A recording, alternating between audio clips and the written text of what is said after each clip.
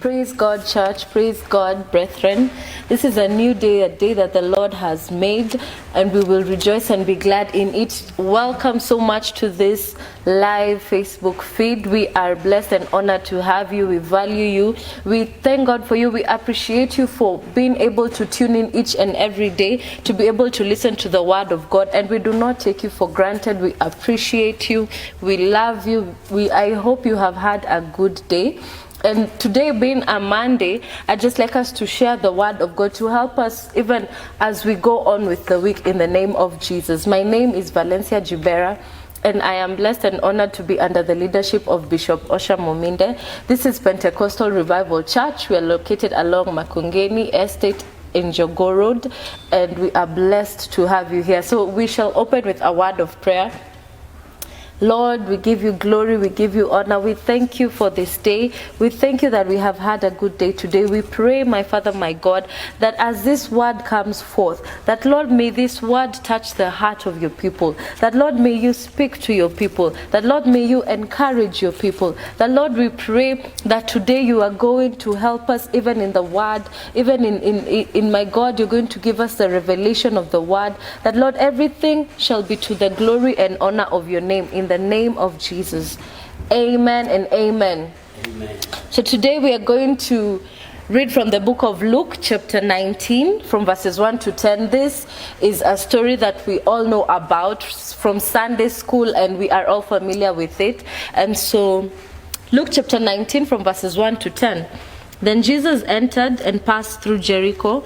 Now behold, there was a man named Zacchaeus, who was a chief tax collector, and he was rich, and he sought to see who Jesus was, but could not because of the crowd, for he was of short stature.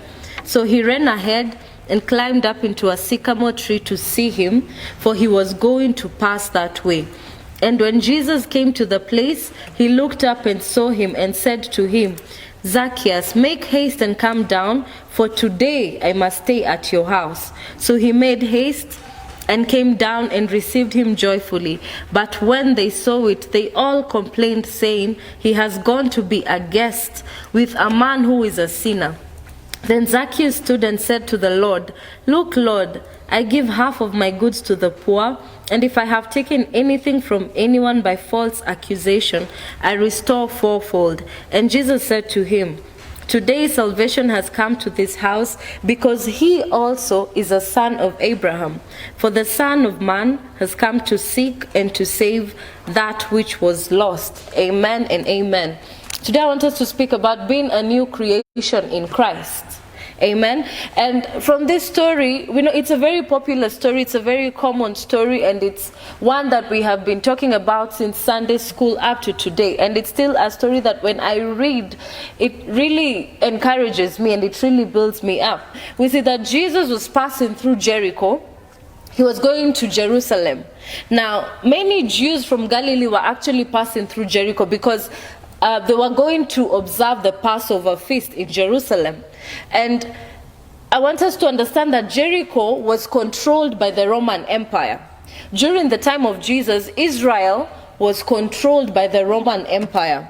And so being under the control of the Roman Empire, of course, when you're under control of a certain government, it means that you have to obey the laws, you have to submit to the Roman authority. And so for Israel, they had to obey the Roman laws, they had to submit to the Roman government. And that meant that they used to pay taxes to the Roman government. And so for them, they were not a free nation per se, because they were controlled by a foreign government. All the taxes that they would receive, they would take them to the Roman government, and then now the Roman government would decide how they would be able to use the taxes, either for Rome or for Jericho. But every amount that was taken from Israel, it was controlled by the Roman government.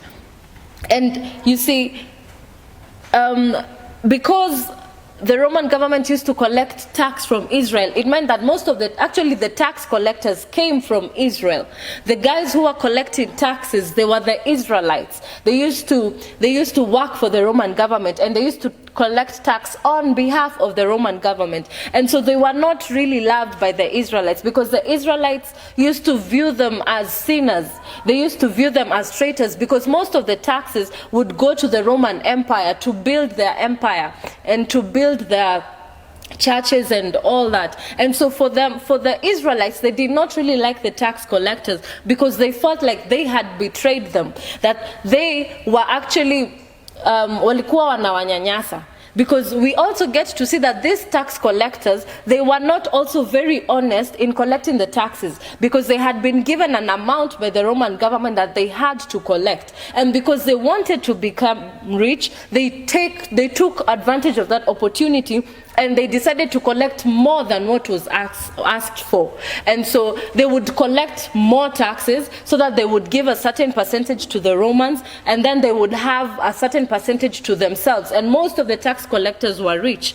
Now for Zacchaeus, he was the chief tax collector. It meant that he was their boss. It meant that he was the one who was in charge of, tax collection. Yeye alikuwa KRA wa huko. And so he was not really loved by the Israelites. They despised him, because they knew that Zacchaeus was the reason why he was taking advantage of them. And we also get to see that the Bible says that Zacchaeus was very rich. He was a very wealthy man.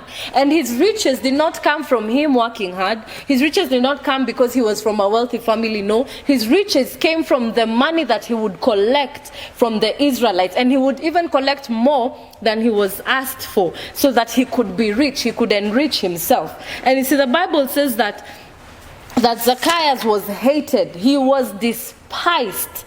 He was despised by the community. People did not want to be around him, because they viewed him as a sinner, number one. And number two, they viewed him as a traitor. That he had betrayed the Israelites and was working for a foreign government, a government that did not worship Yahweh, a government that did not acknowledge Yahweh. And so he was hated. He was seen as a sinner. And Zacchaeus heard that Jesus was passing by. He heard that Jesus was passing through Jericho, and he was curious. You see, the Bible does not explain to us exactly why he wanted to see Jesus, but I can imagine that Zacchaeus had heard of what Jesus had done. He had heard of the miracles, and so he wanted to see the man that had performed the miracles, and he wanted to see Jesus. He was really interested in seeing him. He was interested in seeing who Jesus was. And the Bible tells us that the disadvantage that Zacchaeus had is that he was short. Not only was he short, but he was also little. So you can imagine there was a huge crowd, because the Bible says that wherever Jesus was, crowds used to follow him. And so there was a huge crowd of people around Jesus. But because Zacchaeus was short and he was little, he was unable to see Jesus. He was unable to see what was going on, because he was shorter than the average man.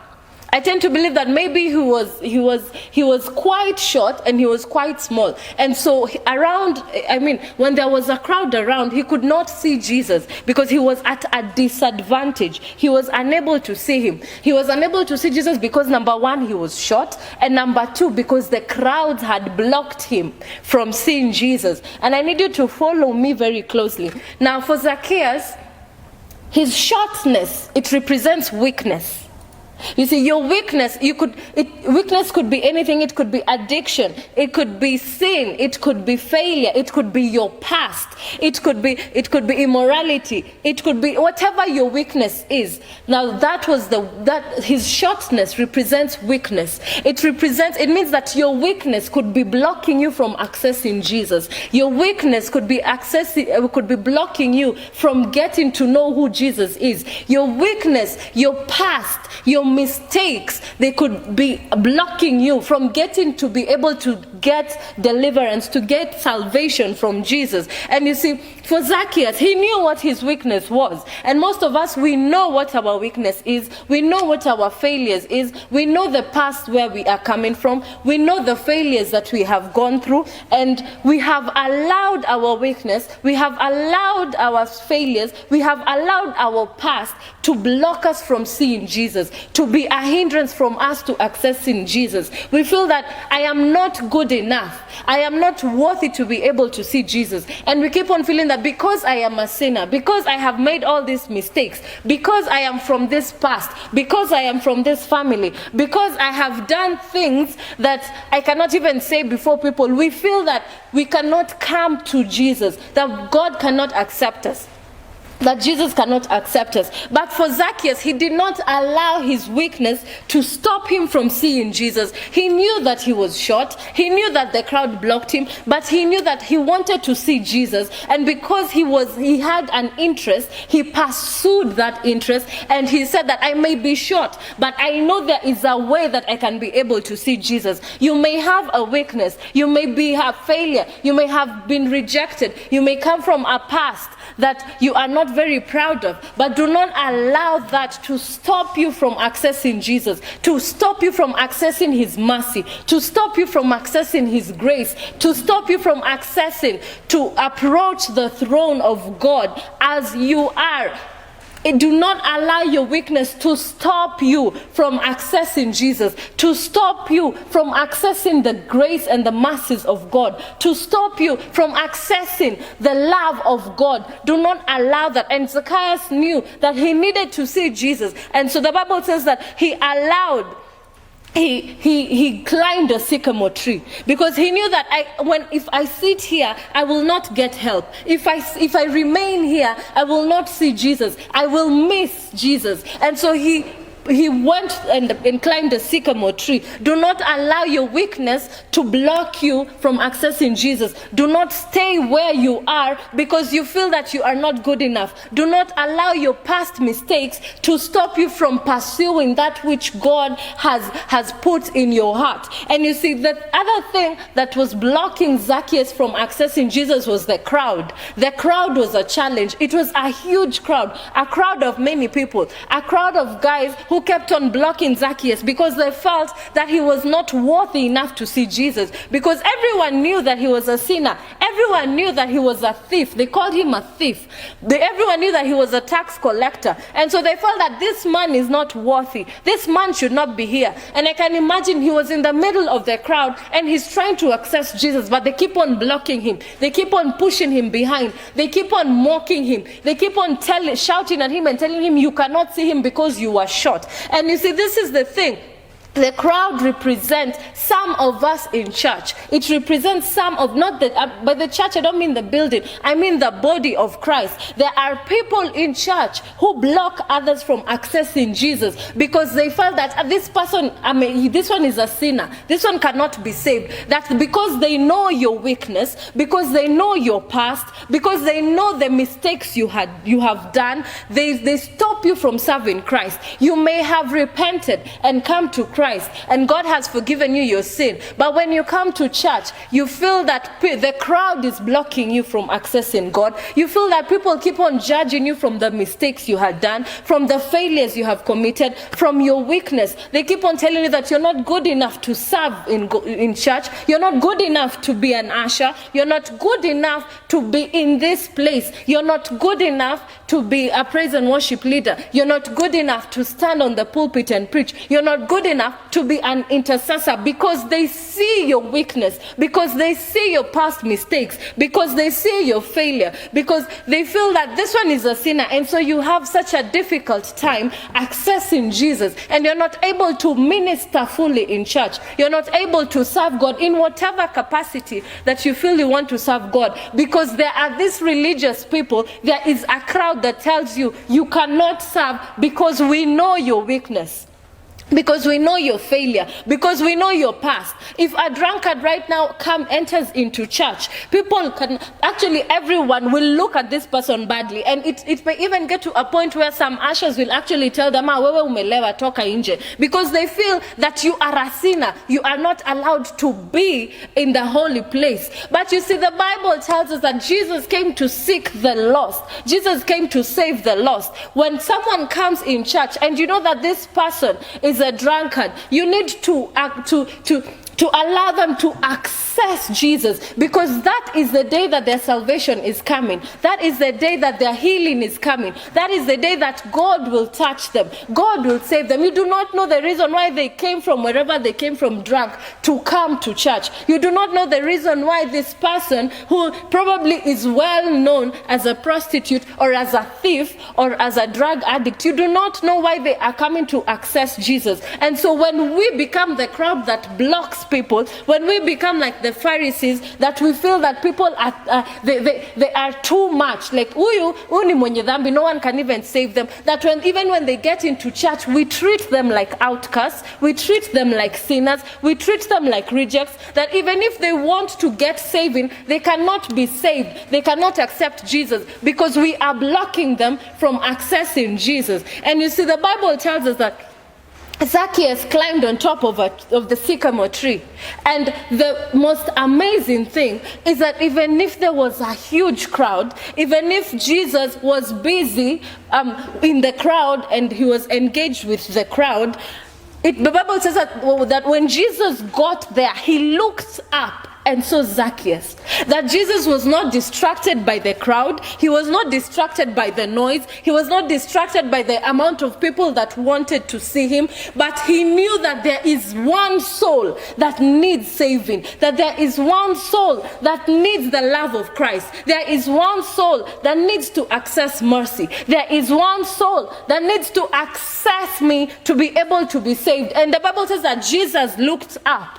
That it does not matter what your weakness is. It does not matter where you have come from. It does not matter what you did in the past. Jesus wants you to come and have fellowship with him. That Jesus is inviting you to be with him. That Jesus is calling you. That Jesus sees you. He sees you beyond your weakness. He sees you beyond your failures. He sees you beyond your past mistakes. He sees you. He sees you. And the Bible tells us that Jesus looked up. Amen. And it says that, and when Jesus came to the place, he looked up and saw him. That means that Jesus' concentration was on Zacchaeus. It was not on the crowd. It was not on the Pharisees. It was not on the number of holy people that were there. But Jesus knew that there is a soul that needs saving. There is a soul that needs love. There is a soul that needs mercy. There is a soul that needs to be accessed. There is a soul that is desperate and longing for the touch of God. There is a soul that is interested in me. And Jesus looked up and saw him. And today Jesus sees you regardless of your past, regardless of your history, regardless of your failure, regardless of your weakness, regardless of people's opinions. Jesus sees you and he is interested in you. He wants to come into your heart. He wants to love you. He wants to have mercy on you. Jesus is calling you to him. Jesus is calling you today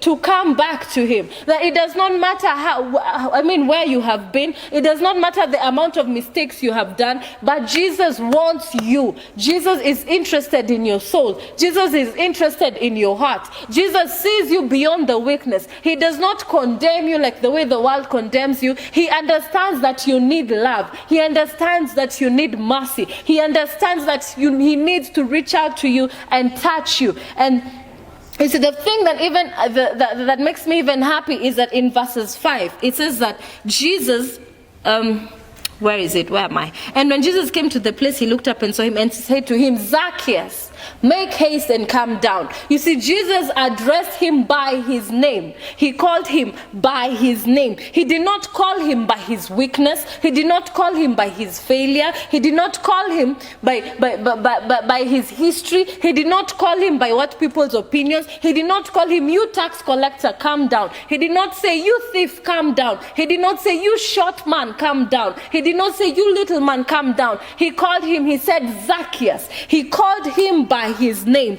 Jesus knows you by your name. He calls you by your name. He does not address you by your sins. He does not address you by your weakness. He does not address you by your past mistakes. He does not address you by your failures. He does not address you by by the things that, by the unworthiness of the human beings, but he is calling you by your name. Jesus knew that Zacchaeus was short. Jesus knew that Zacchaeus was a tax collector. Jesus knew that Zacchaeus used to steal from the poor. That he knew that Zacchaeus was a thief, but he did not call him as such. He did not call him by his weakness. He did not call him by his mistake. He called him by his name. Jesus knows your name. And in Isaiah chapter 43, verses 1, it says that, "But now, thus says the Lord, who created you, O Jacob, and he who formed you, O Israel, fear not, for I have redeemed you. I have called you by your name. You are mine." Jesus knows you by your name. He knows your name. He knows who you are. He does not address you by the past mistakes. He does not address you by your weakness. He does not look at you and sees a sinner. He does not look at you and sees a failure. He does not look at you and sees rejection. He does not look at you and see you as unworthy. He does not look at you and see you as not good enough, but he calls you by your name. He calls you by your name. In John chapter 10, verses 3, it says, "To him the doorkeeper opens, and the sheep hear his voice, and he calls his own sheep by name and leads them out." He calls us by our name. And today, people may focus more on your weakness. People may focus more on your past. People focus more on your sin. People address you by your weakness. People address you by your sin. People address you by your past mistakes. People address you from the family you come from. People address you from what they think they know about you, but they feel that you are not good enough, that you are not worthy enough to be in the presence of God, that you are not good enough to be a leader in church because you used to be a sinner. They feel that you are not good enough to do anything in church because they know who you are. But today Jesus is calling you by your name. He does not address you by your weakness. It says that the Bible says that there is now therefore no more condemnation to them that are in Christ Jesus. And as long as you are in Christ, as long as you have accepted salvation, he does not condemn you anymore. He does not judge you wrongly. He does not look at you and see a failure. He does not look at you and see rejection. He does not look at you and sees a drunkard. He does not look at you and sees your messes. He sees you by your name, and he is interested in you. Amen. And you see, the Bible says that Jesus told Zacchaeus that, "Come down and make haste, for today I will abide in your house."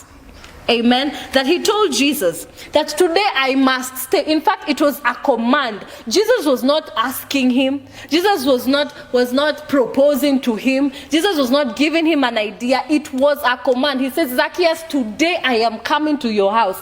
Because Jesus knew that all these people know that Zacchaeus is a thief. They know that Zacchaeus is a liar. But Jesus did not even cross his mind. He told Zacchaeus, "Today I must come to your house." And today Jesus wants to come and have fellowship with you. He wants to show you love. He wants to show you mercy. He wants to show you grace. He wants to save you. He wants to deliver you. Today he wants to come and live in your house, live in your heart, live in your life. He wants to be associated with you. He wants you to be part of him. He knows what you did in the past. He knows your messes. He knows where you have been. He knows what you are going through, but he still wants to have fellowship with you. He still wants to come and stay in your house. He still wants to be around you. He still wants to be associated with you, because Jesus came for you. He knows what you have done.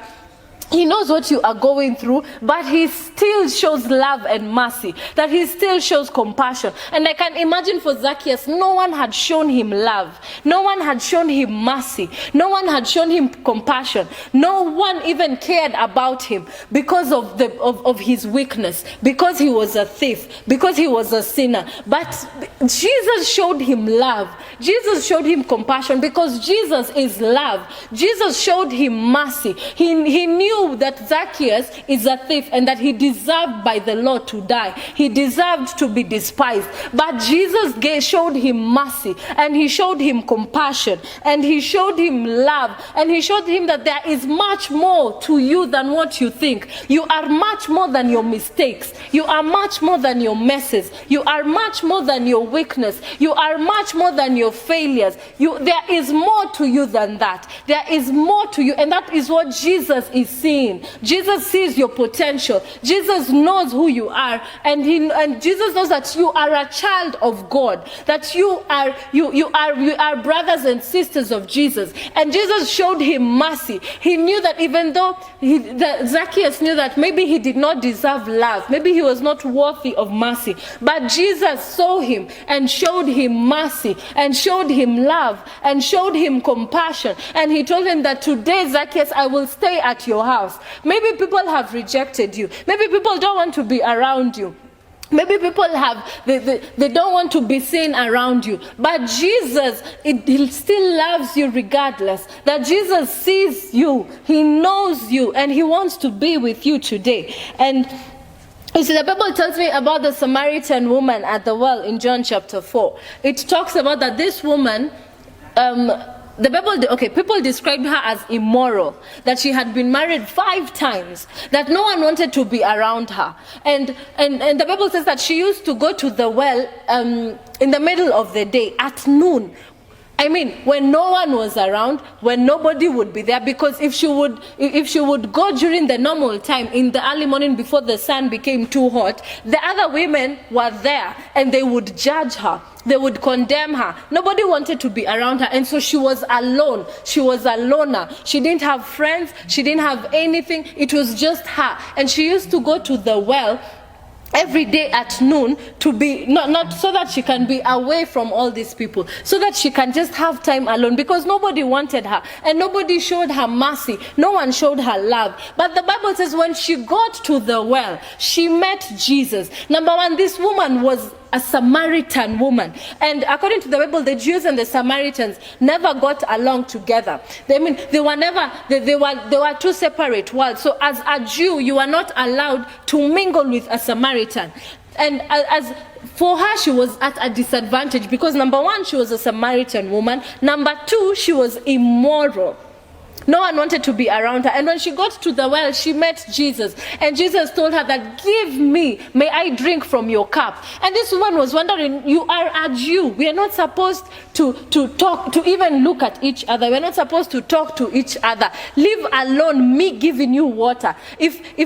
For her, she knew that for you, if you are a Jew and you eat from, or you drink from a Samaritan's either cup or food, it was an abomination. You are unclean. But Jesus broke those rules. He broke the religious rules, because Jesus knew that this woman needed mercy, that this woman needed love, that this woman needed compassion. When he looked at her, he did not see a prostitute. When he looked at her, he did not see an immoral woman, but he saw an evangelist in her. He saw a woman that had messed up, that she had a bad past, but he knew that this woman needed love, needed mercy. And so Jesus showed him mercy, and he spoke to her, and he told her that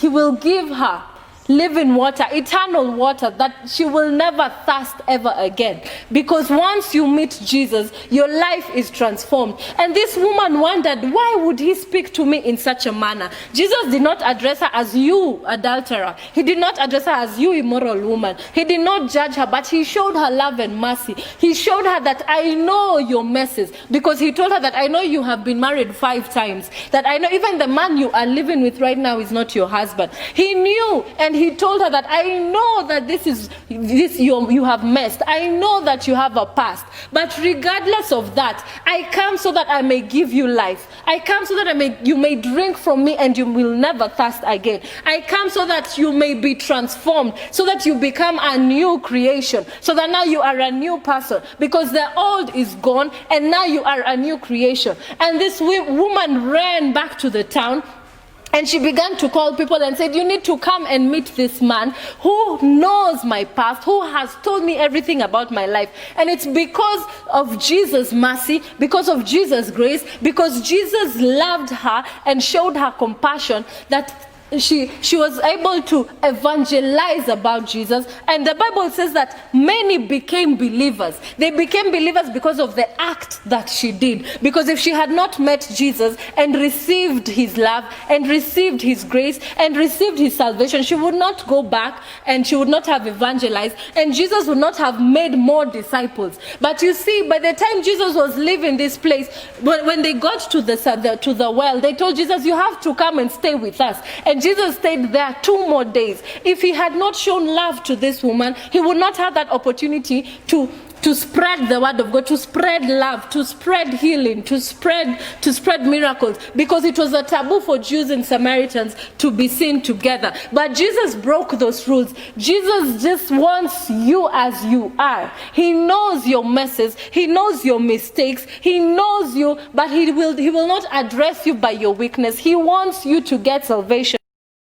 About Saul in Acts chapter 9 verses 4, when Saul was on his way to Damascus, he was actually ready to go and kill the Christians, and he was really psyched up about it. But we see that when God appeared to Saul, the most interesting thing about the conversion of Saul is that God did not call him, you murderer. He did not say, you murderer, why do you persecute me? In Acts chapter 9 verses 4, the Bible says this. Let's see how God addressed Saul. He said, then he fell to the ground and heard a voice saying to him, Saul, Saul, why are you persecuting me? You see, God addressed Saul by his name. He did not call him, you sinner, sinner, murderer, murderer. No, he called him Saul, Saul, because God sees you beyond your weakness and he wants you to come to him. He shows you love. He's not like us human beings who will remind you of your mistakes, who will remind you of your past, who will call you by your weakness, who will call you names according to the sins that you have done, or the family that you've come from, or the things you have, or what you have been doing. But God called Saul by his name. Amen. And as we even continue, the crowd in verses 7, that after Jesus told Zacchaeus that I'm coming to your house, and Zacchaeus came down and started walking with Jesus, taking him to his home, the crowd was not happy.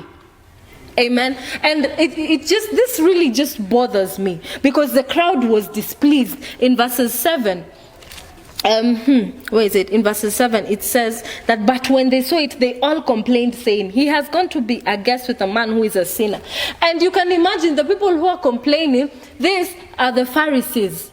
These are the crowd, the people who are supposed to rejoice that this man is now born again, that this man has now accepted salvation, that this man is now changed. But no, they kept on complaining. And these are the people who says that when someone joins church and they want to do praise and worship, they want to preach, they want to be ushers, they are the same people who complain and say, how can she be allowed to lead worship when we know what she did? How can he be allowed to preach when we know that he is a sinner? Because human beings, we judge people. We are quick to judge people. We are quick to only see the weaknesses. But they did not understand how Jesus could associate himself with a sinner. And that's how it is even today. We do not understand, how is it that this person is preaching? How is it that this person is leading worship? How is it that this person is now a leader in church when we know that this person is a sinner? When we know that this person has messed up? But Jesus said that I have come to seek the lost.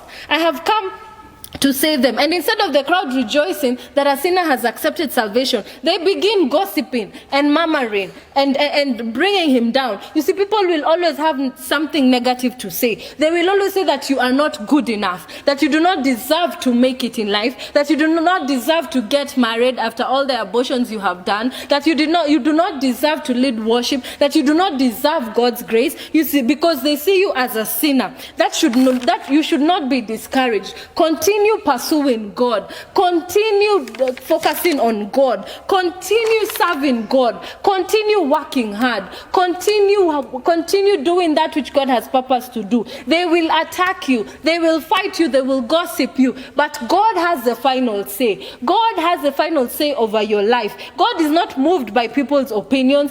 God wants you as you are. And you see, Jesus did not pay attention to the crowd. He heard what they were saying, but he did not care, because he knows that this is my child, that he still needs love and mercy. And Jesus didn't keep reminding Zacchaeus of his mistakes, but he showed him love and he showed him mercy.